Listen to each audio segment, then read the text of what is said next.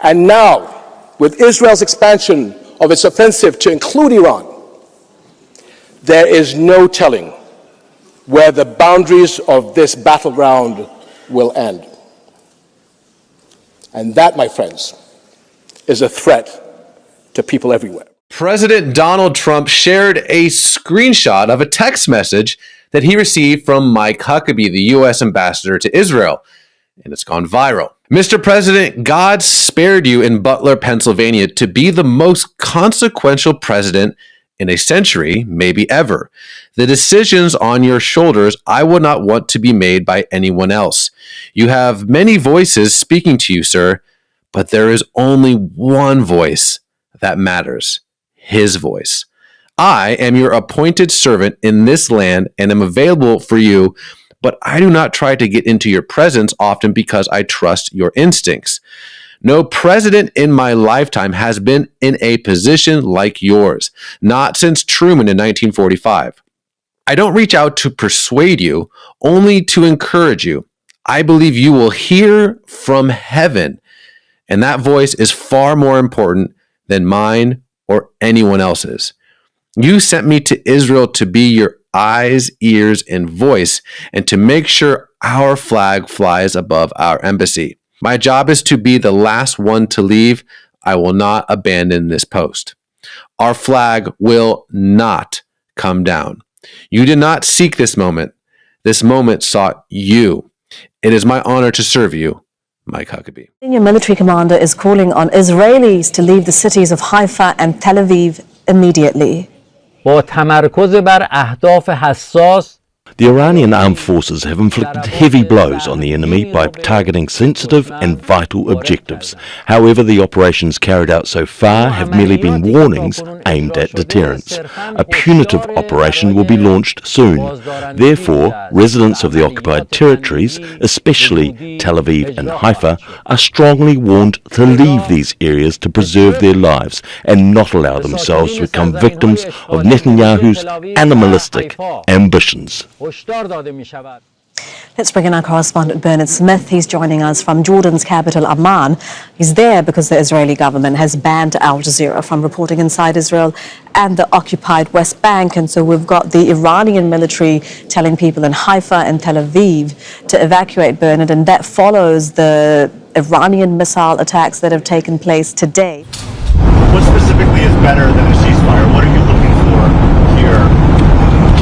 An end, a real end, not a ceasefire, an end. So something that would be permanent. Yeah, or giving up entirely.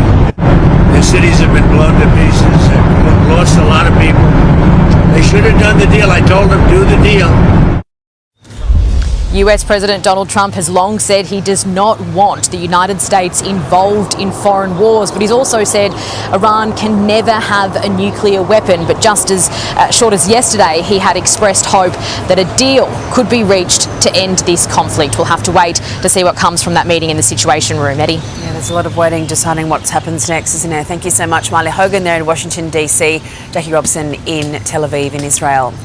The government won't be drawn on whether Australia should have been given more notice about Donald Trump's early exit from the G7 summit in Canada. The federal opposition has called it a failure of diplomacy that Albanese failed to speak with President Trump before he abruptly left the meeting in Canada to return to the US.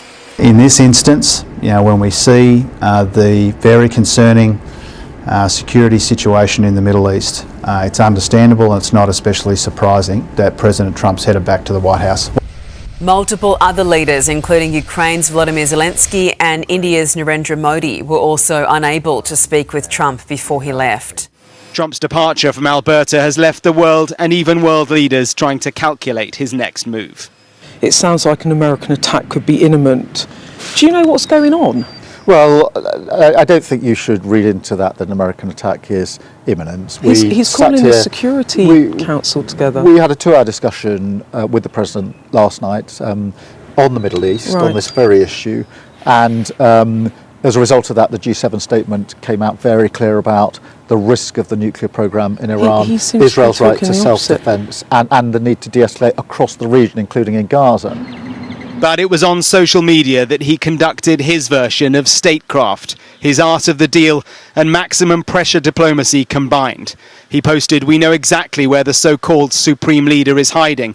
He is an easy target, but he's safe there. We're not going to take him out, kill, at least not for now. But we don't want missiles shot at civilians or American soldiers. Our patience is wearing thin." And then a couple of minutes later, he followed with unconditional surrender. "We know," he said, "and we have complete control over the skies in Iran. America's involvement, it seems ever more likely." This is then a game of smoke, mirrors, brinkmanship, and maybe bluff. In Tehran, what's left of the leadership is watching all this and trying to work out what's next.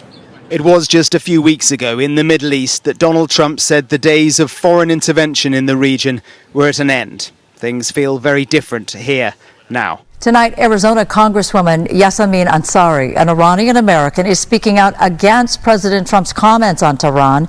She says, quote, "Both of my parents fled Iran, so this is personal. Trump's words are callous and horrifying. The Iranian people deserve freedom, but threats of mass casualties or another endless war are not the answer."